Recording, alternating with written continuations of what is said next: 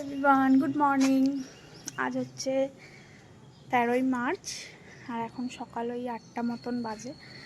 তো আজকে আমি একটু বিজি আছি বলতে পারো। বিজি বলতে এই কারণেই, কারণ আজকে হচ্ছে পূর্ণিমা, মানে কালকে 14ই মার্চ, কালকে দোল পূর্ণিমা হওয়া উচিত, কিন্তু পূর্ণিমাটা আজ থেকেই পড়ে গেছে। তো আমি আজকেই পুজো করাবো, যেহেতু কাল 11টার মধ্যে ছেড়ে যাবে। তো আমি প্রতি মাসেই পূর্ণিমা পুজো করাই, তো আজকেও সেটাই করাবো, সেজন্য একটু বিজি আছি। পুজোও করতে হবে, আবার রান্না বান্না তো আছেই। সো দেখো, আমি এতক্ষণ পুজোর বাসন কোসন ধুচ্ছিলাম, তো আমার পুজোর বাসন ধোয়া হয়ে গেছে। তো চলো বাকিটা তোমাদের দেখাচ্ছি। দেখো,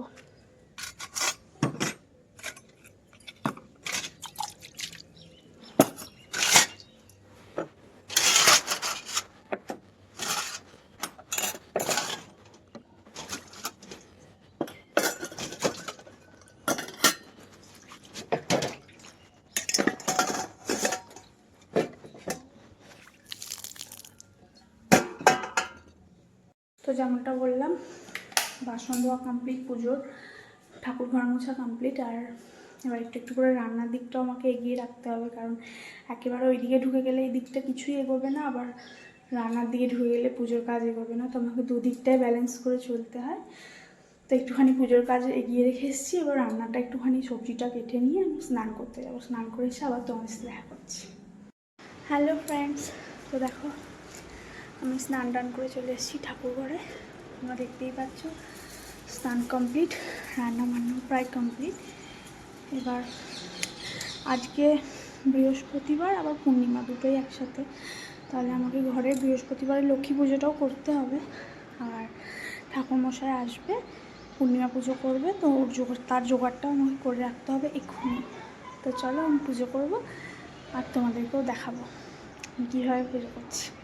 তো চলো দেখতে থাকো। তো দেখো, আমি বসে গেছি পুজোর কাজে। এদিকে পুজোর কাজ বলতে তেমন কিছু না, তবে হ্যাঁ যেটুকু জোগাড় তো করে রাখতেই হবে, ব্রাহ্মণ এসে পুজো করবে। আর আমি এখন যেটা করছি সেটা হচ্ছে আমার ঘরের বৃহস্পতিবারের লক্ষ্মী পুজো, কারণ প্রতি বৃহস্পতিবার লক্ষ্মী পুজো তো করতেই হবে, যেহেতু আমার লক্ষ্মী ঠাকুর আছে, পাতা লক্ষ্মী না, লক্ষ্মী প্রতিমা। তো সেটাই আছে, তো সেটারই এখন আমি পুজো করছি, ফুল টুল দিয়ে সাজাচ্ছি। আর তোমরা দেখতে পাচ্ছ যে ফুলগুলো আমি ইউজ করছি, সেগুলো কিন্তু সব আমাদের গাছের, মানে A to Z, আম শাখা থেকে শুরু করে ফুল সব।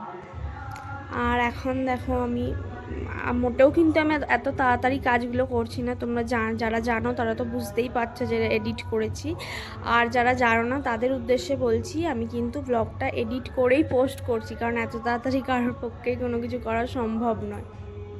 তো হ্যাঁ, দেখো আমি একে একে সব কাজগুলো কমপ্লিট করছি। আর মোটামুটি আমি যেমন জানি আমি সেইভাবেই পুজোটা করার চেষ্টা করি, আমার মনের ভক্তি দিয়ে। এটাই তো আসল, আমি যতদূর জানি। হয়তো একেবারে প্রপার না পারলেও যেমন পারি তেমনই করি।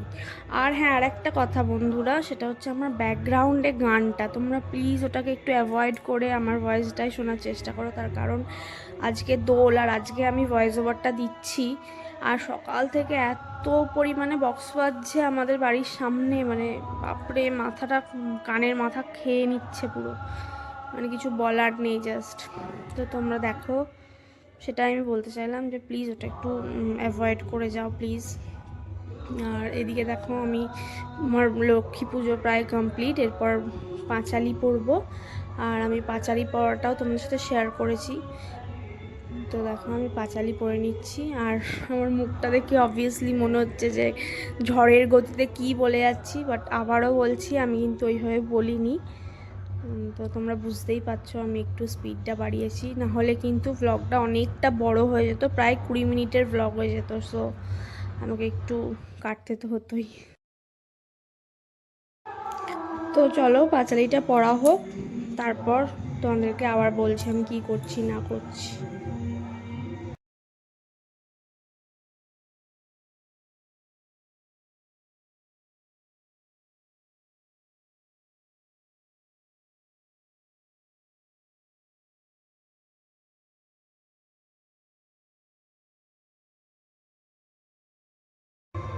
তো দেখো এদিকে তো আমার পাঁচালি পড়া কমপ্লিট হয়ে গেছে, এবার শঙ্খটা একটু বাজিয়ে দিলেই ব্যাস লক্ষ্মী পুজো আজকের মতো কমপ্লিট।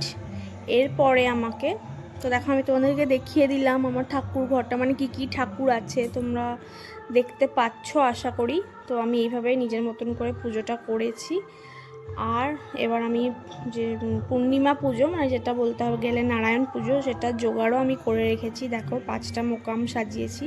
আর তোমরা হয়তো ভাববে যে ওখানে একটা পান ছিল না কেন, বাট বিকজ একটা পান কম পড়েছিল, তো আমি আবার আনতে পাঠিয়েছিলাম, সেজন্যই। তো আমি নিজের মতো করে যতটা পেরেছি জোগাড়টা এগিয়ে রেখেছি। এরপর বাকি কাজটা ঠাকুরমশাই এসে উনি নিজেই করে নেবেন। তো এদিকে দেখো যতক্ষণ না উনি আসছেন আমি এদিকে ফলগুলো কেটে রেখেছিলাম, কারণ ফলটা আগে থেকে কেটে রাখলে কালো হয়ে যায়, ওই জন্য আমি একটু পরেই কাটলাম। তো এদিকে দেখো ঠাকুরমশাই চলে এসছে, আমি ওনার সাথেই কথা বলছিলাম আর এদিক ওদিক তাকাচ্ছিলাম। উনি জিজ্ঞেস করছিলেন কোথায় কি আছে না আছে, তো আমি ওনাকে ওটাই বলে দিচ্ছিলাম যে কোথায় কি আছে।